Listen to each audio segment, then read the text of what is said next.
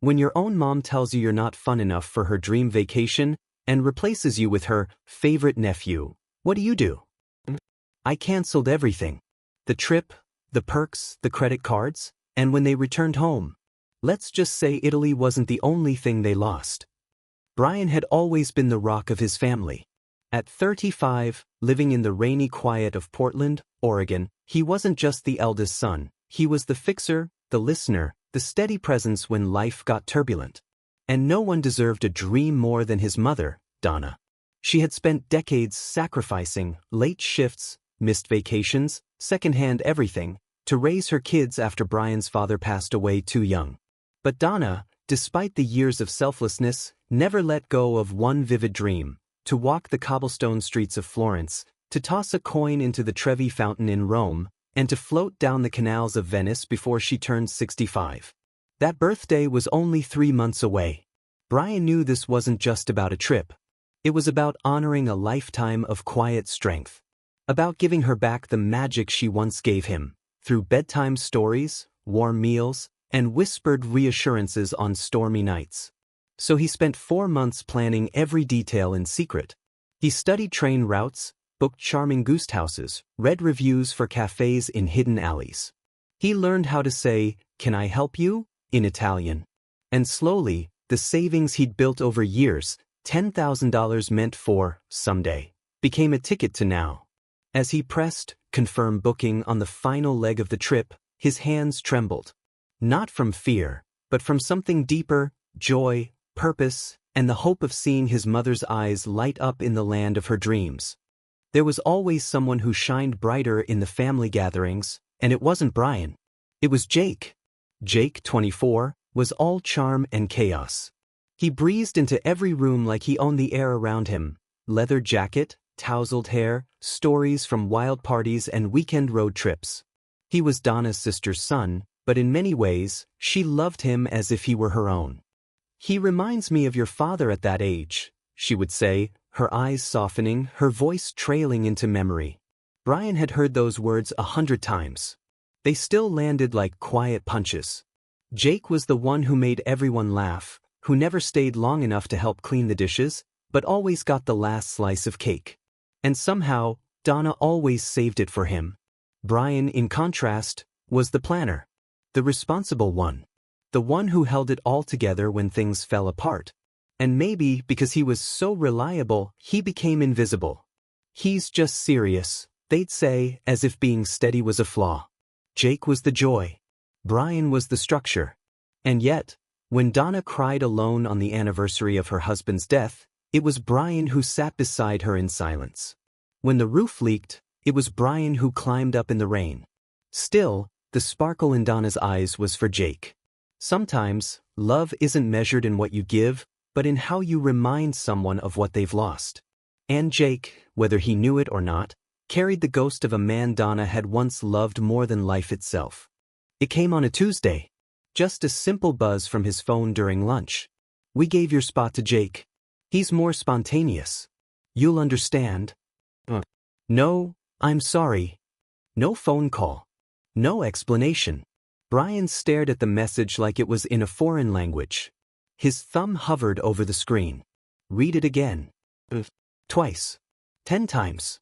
The room was silent, yet he could almost hear something inside him fall, quietly, cleanly, like a cup sliding off the counter and shattering on the kitchen tile.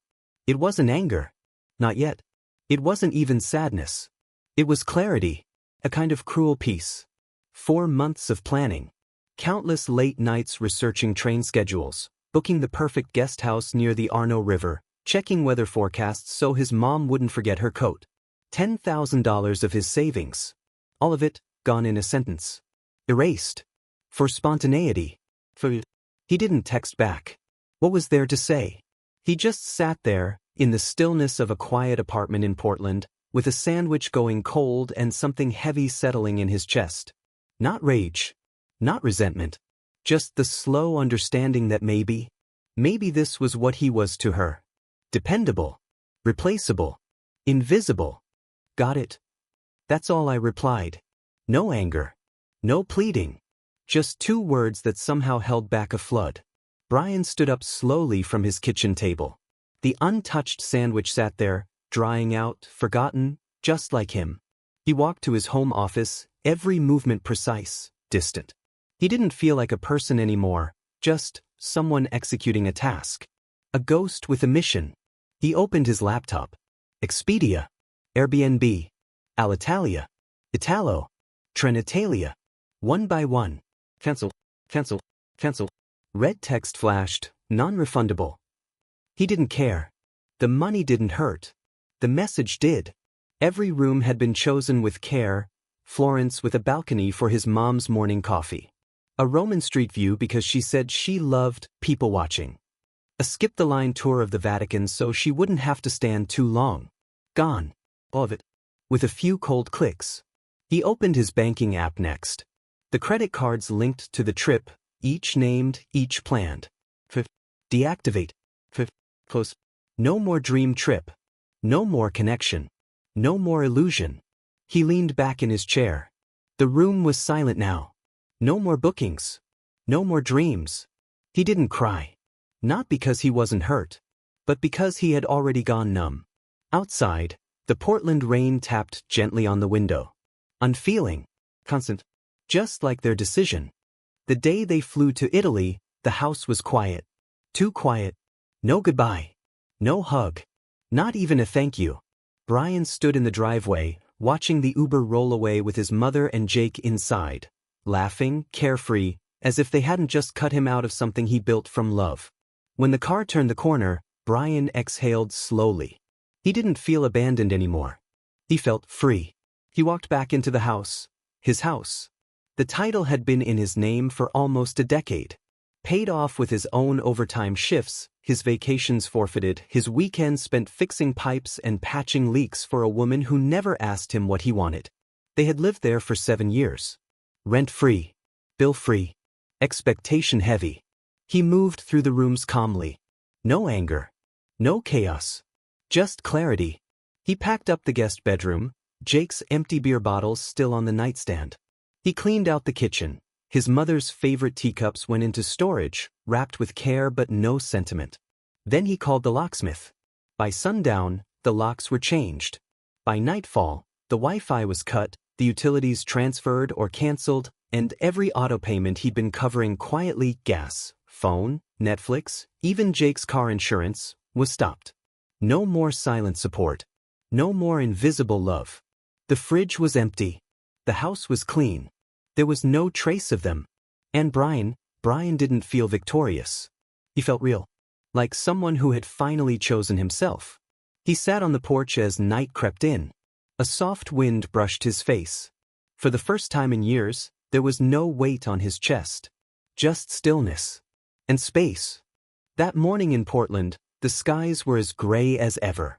But something inside Brian felt strangely clear, almost weightless. Like a storm had passed quietly in the night, leaving behind a sharpened calm. His phone buzzed. An international number. He answered. Hello, this is Hotel Bella Vista in Venice. We're calling about your reservation. The credit card on file has been declined. Also, there appears to be an unauthorized guest currently occupying the suite. A young man. He says he's family, but he's not listed anywhere on the booking. Brian closed his eyes. No surprise. No anger. Just clarity. They had taken the dream trip, the one he planned, paid for, built with patience and love, and walked into it like it was theirs to claim. Like he had only been a placeholder. He took a breath and spoke evenly. Cancel the reservation. Effective immediately. I didn't authorize anyone. Please notify hotel security. And make sure the room is cleared. The voice on the other end hesitated. Sir, they're still in the suite. I know, Brian said quietly. Do it anyway. After the call, he opened his banking app. The transactions were all there, like little bruises on the screen. A seafood dinner by the Grand Canal, designer shopping in Florence, museum tickets in Rome. Jake and Donna were still spending what remained of his generosity, as if kindness had no cost, as if loyalty was owed, not earned. He blocked every card. Shut down every linked account. Called the bank to report unauthorized charges. Not out of vengeance, just finality. He wasn't lashing out. He wasn't trying to hurt anyone. But for the first time in his life, he wasn't trying to protect anyone either. Not the mother who chose convenience over connection. Not the nephew who never earned the golden treatment he received. Not the version of himself that believed being quiet and useful was the same as being loved. As the last confirmation email came in, reservation canceled, Brian sat back in his chair. The kitchen was quiet, except for the soft hissing of his old coffee maker. Outside, the rain began to fall. And for once, he didn't feel like he was the one left out in the cold. They arrived late in the evening. The airport was quieter than usual, the kind of silence that follows exhaustion. Donna looked tired but content. Jake was scrolling on his phone, still wearing sunglasses though it was long past sunset. They pulled up to the house in a rideshare. 7 years of calling it home made it feel automatic. Donna reached into her purse, pulling out the familiar key. But when she slid it into the lock, it didn't turn. She tried again. And again. Jake laughed at first. "Did you forget how to use a key, Aunt Donna?" Until he tried it himself. The door didn't budge. Then they noticed the mailbox was gone. The potted plants, gone. The curtains, gone. The front porch light didn't turn on. Something wasn't right. They knocked. But called Brian's name through the door. No answer. The next morning, after a cold night in a cheap motel, they returned. This time, the door opened. Brian stood there. Not angry. Not cruel. Just done. Donna's voice trembled. "Brian, what is this? Why can't we get in?" He looked at her, then Jake. "You're trespassing," he said simply. "This is no longer your home." Jake stepped forward, defiant. "You're joking, right?" Brian shook his head slowly. "All utilities are cut. Your bank cards don't work because they were tied to my accounts. You've been living here rent-free for 7 years. I paid because I wanted to. But I don't want to anymore." Donna's eyes filled. "You can't just throw us out." "I didn't," he said quietly. "You left."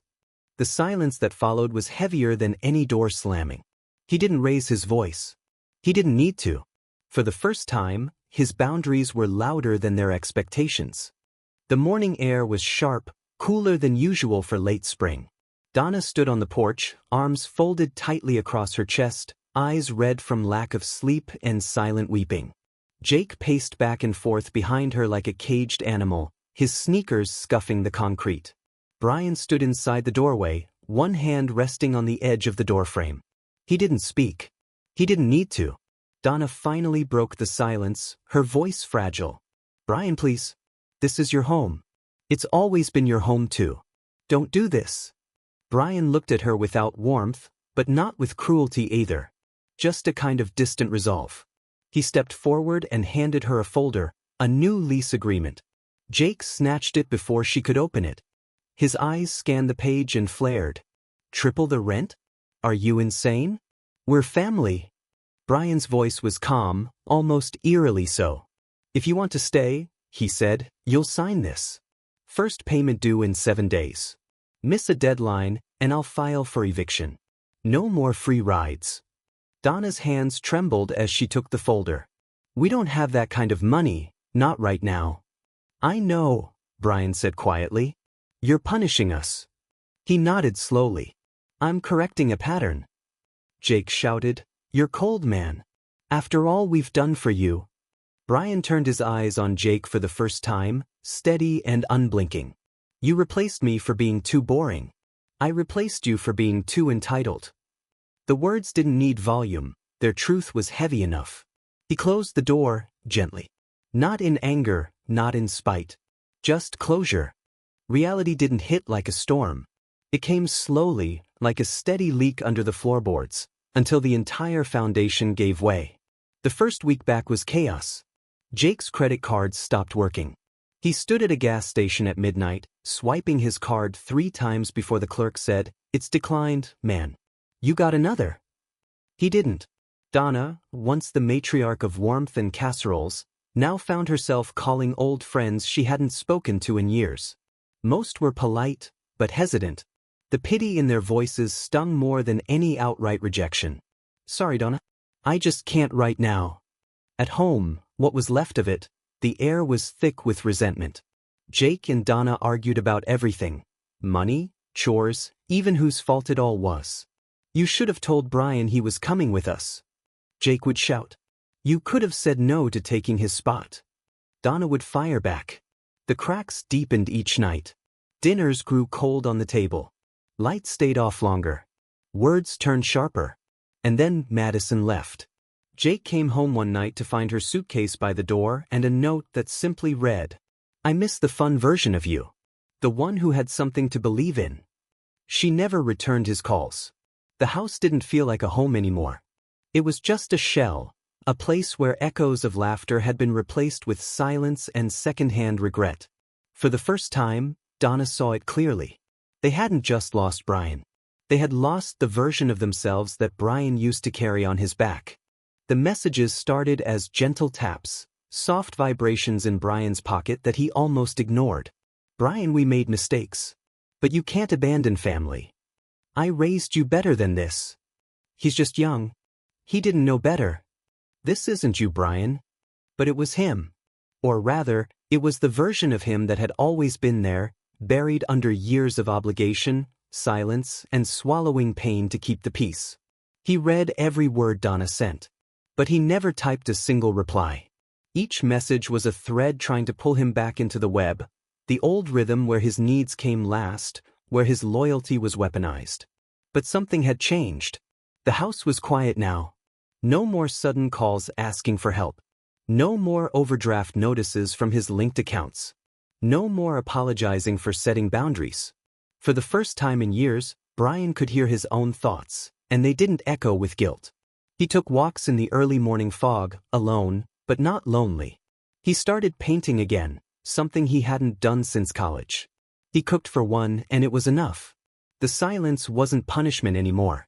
It was peace. Every buzz of the phone was another plea, another memory, another attempt to rewind a story he no longer wanted to be part of.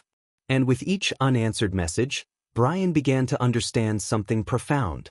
Love, without respect, is just control wrapped in sentiment. The apartment wasn't much, just a one-bedroom on the edge of the Pearl District. Hardwood floors, a small balcony that caught the morning sun, and silence that wrapped around Brian like a long-forgotten comforter. He didn't need more. There were no shoes at the door that weren't his. No voices in the hallway calling for help, for favors, for money. Just his breath, steady. Just his heartbeat, quiet but certain. He unpacked slowly, deliberately. Every object he placed had meaning. No clutter. No ghosts. The bookshelf filled with novels he'd meant to read for years. He lit candles without worrying someone would complain. He took long showers, cooked slow meals, watched the sunrise with a cup of black coffee in both hands, like a ritual, not a routine. He joined a gym nearby, not to chase perfection but to feel alive. His body, once tight with tension, began to loosen. His sleep deepened. His eyes cleared. The guilt used to be a fog that clouded every choice. But now he could see. He could choose. He could say no, and not explain why. Freedom didn't come with noise. It came with quiet mornings and unhurried evenings. It came with knowing he owed no one his peace. He was alone, but not abandoned. He wasn't escaping, he was returning. To himself. The phone rang, a number he didn't recognize. It was a lawyer. Ms. Donna claims partial ownership of the house. Emotional investment, she says. Years of support. Sentimental value. Brian didn't argue. He didn't yell.